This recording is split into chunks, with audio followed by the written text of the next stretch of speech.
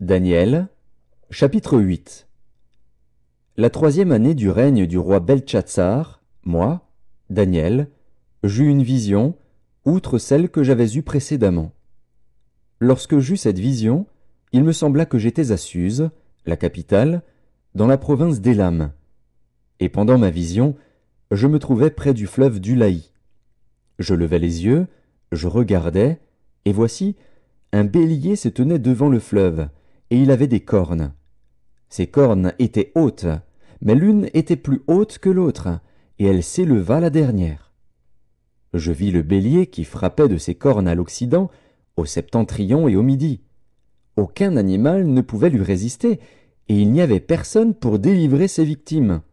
Il faisait ce qu'il voulait, et il devint puissant. Comme je regardais attentivement, voici, un bouc venait de l'Occident et parcourait toute la terre à sa surface sans la toucher. Ce bouc avait une grande corne entre les yeux. Il arriva jusqu'au bélier qui avait des cornes et que j'avais vu se tenant devant le fleuve, et il courut sur lui dans toute sa fureur. Je le vis qui s'approchait du bélier et s'irritait contre lui. Il frappa le bélier et lui brisa les 2 cornes, sans que le bélier eût la force de lui résister. Il le jeta par terre et le foula, et il n'y eut personne pour délivrer le bélier. Le bouc devint très puissant, mais lorsqu'il fut puissant, sa grande corne se brisa.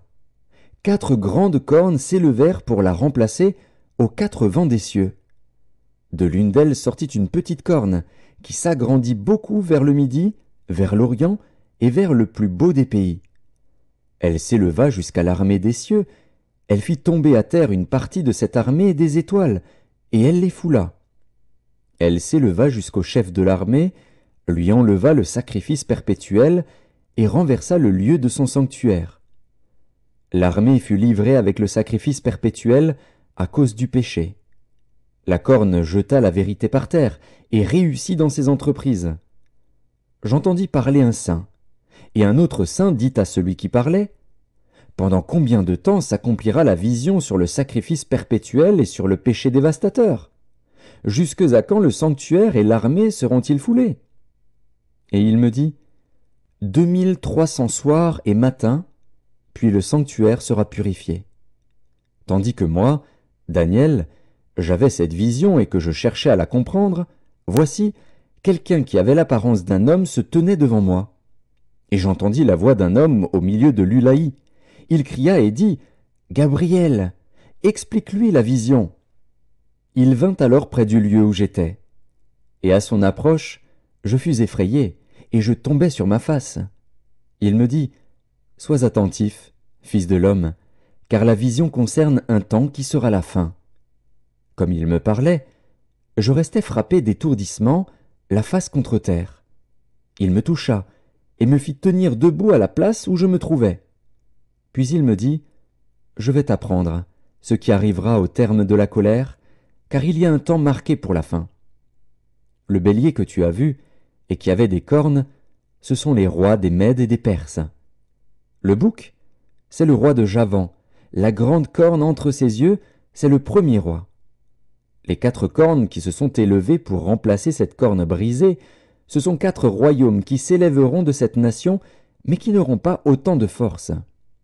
À la fin de leur domination, lorsque les pécheurs seront consumés, il s'élèvera un roi impudent et artificieux. Sa puissance s'accroîtra, mais non par sa propre force.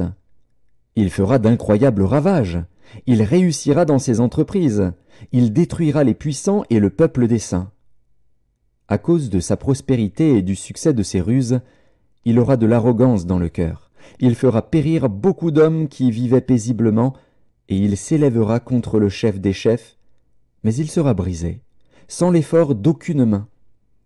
Et la vision des soirs et des matins, dont il s'agit, est véritable.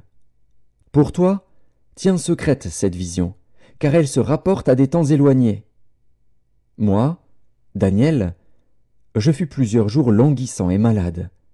Puis je me levai, et je m'occupais des affaires du roi. J'étais étonné de la vision, et personne n'en eut connaissance.